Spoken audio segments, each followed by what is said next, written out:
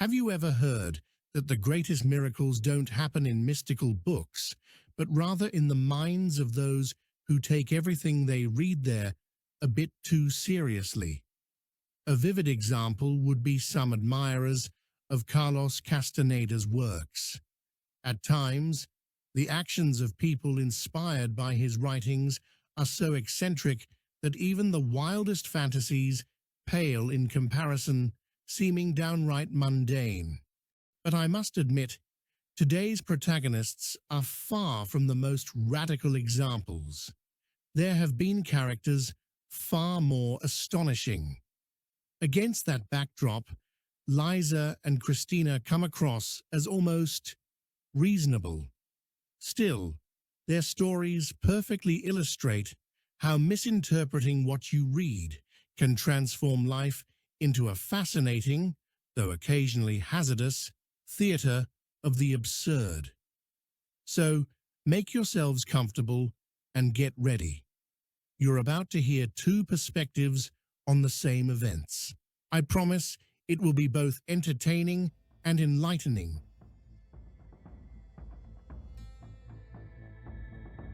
You have no idea what it's like to pursue spiritual growth with someone who insists everything has to be just like the book. Christina is a walking rule book. You're sitting wrong, you're doing it wrong. That's not how it's written. Honestly, I don't even know why I invited her. It all started with her saying, "A place of power is where you feel the energy." So, naturally, I chose a spot. I mean, it's obvious, isn't it? Where else would there be a concentration of energy if not at a cemetery? But Christina looked at me as if I had just eaten her cat. "Are you insane? That's stupid and dangerous," she whined as I pulled candles out of my backpack. Well, what else could I do? Rituals need props. When we finally sat down, I immediately felt the vibration of the earth. Of course, I had a plan, and I was ready for the earth spirits to share their wisdom. And Christina? She couldn't sit still, kept fidgeting, glancing around. I tried to focus, but it's hard when someone is constantly grabbing your shoulders. Then it got worse. She started whispering, "There's someone there! Someone's there!" There was no one there, just the wind and my thoughts. But Christina has a talent for making everything dramatic. Just when I was about to enter the flow, she screamed. Naturally, I jumped, knocking the candles over onto myself.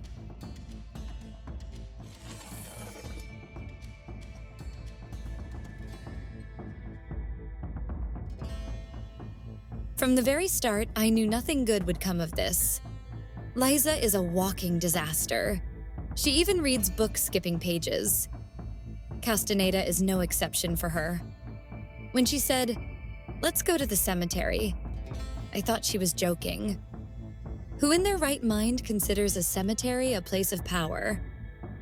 But arguing with her is pointless. She was so confident about feeling some energetic tremor that I thought, fine, let her play out her fantasy once again.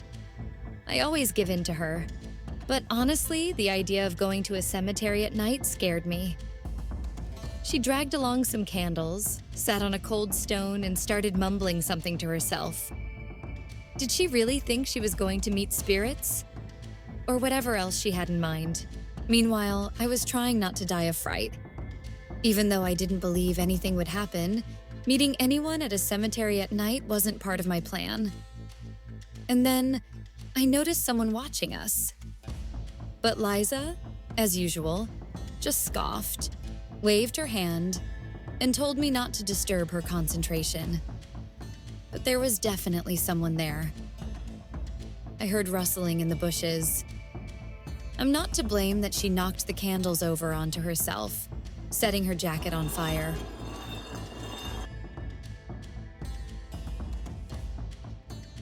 You can't imagine how hard it is to seek truth with someone who always doubts everything.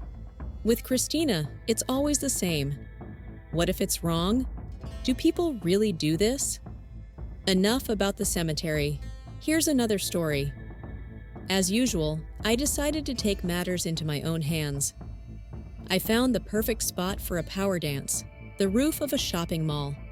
High up, secluded, fresh air.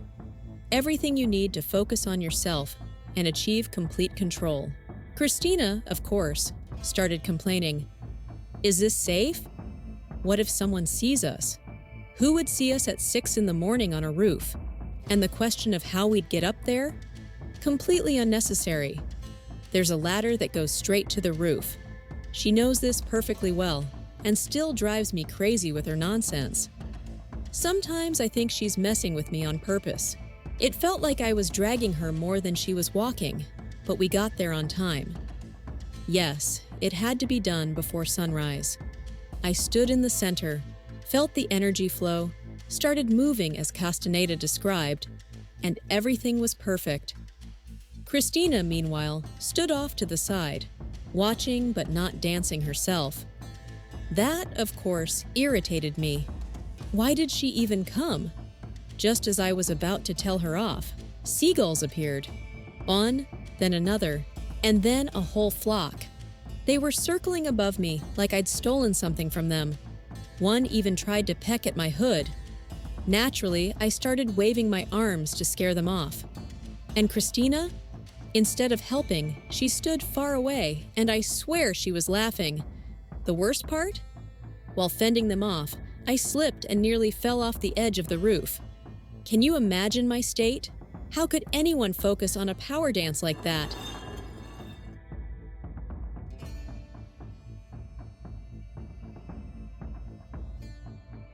Liza is always dragging me into some crazy adventure.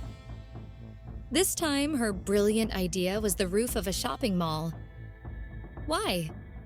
Because now, apparently, that's a place of power. I could have reminded her about the cemetery, but I didn't want to ruin my mood. Of course, I tried to talk her out of it. How about a park? Or at least a forest?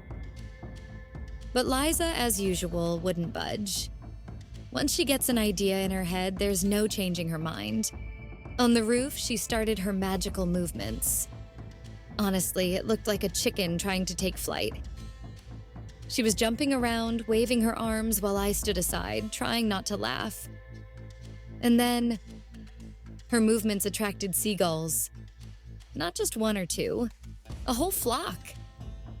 They circled as if she'd specifically summoned them. Strangely, though, they completely ignored me, even though I was standing nearby. Probably because I wasn't flailing my arms like I was having a nervous breakdown. One of them, I think, grazed Liza. She started flailing even more and backing toward the edge of the roof. A little more and she would have fallen. When we came down, she declared, "Didn't you see? Those were my spirit guides." Spirit guides? Those seagulls are probably still laughing at her. Enough is enough. I'm done with this.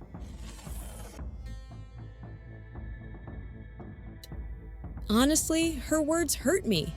I was trying, sharing my knowledge, and she just dismissed it all, as if I was bothering her instead of helping.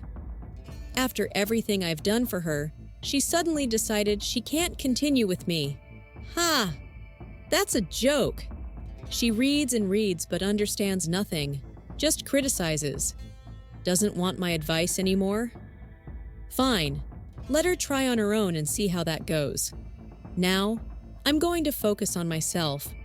I'll strengthen my connection with lost energies. I already have an idea. I'll hold practices at abandoned construction sites. They're filled with the forgotten power of human effort, and the energy there must be enormous. Best of all, I'll be alone. No more interruptions or hysterics.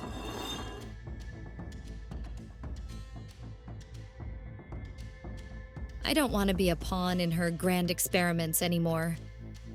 How long can I put up with her tone? I know better, just listen to me. That's it. No more instructions, no more, let's try this. I want to go my own way now, without her intrusive ideas. I always thought we were seeking the truth together, but it turns out I was just her assistant. Well, not anymore. From now on, I decide what to do and how. And you know what? Who needs these practices anyway? I think I'll visit an animal shelter and adopt another cat. Who knows? Maybe a cat is my true spirit animal.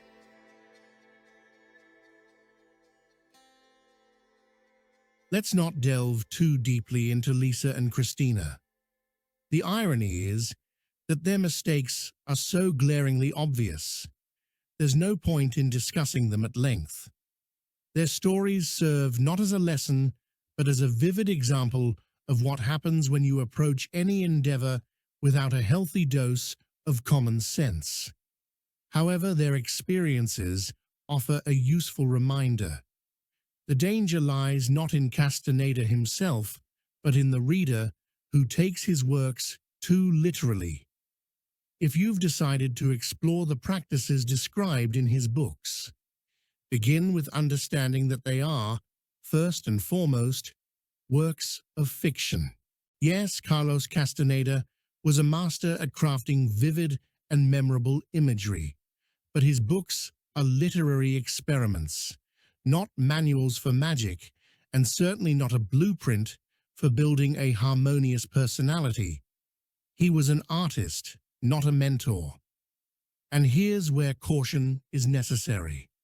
Many of the practices described in his texts are impractical or even downright dangerous without deep experience and guidance.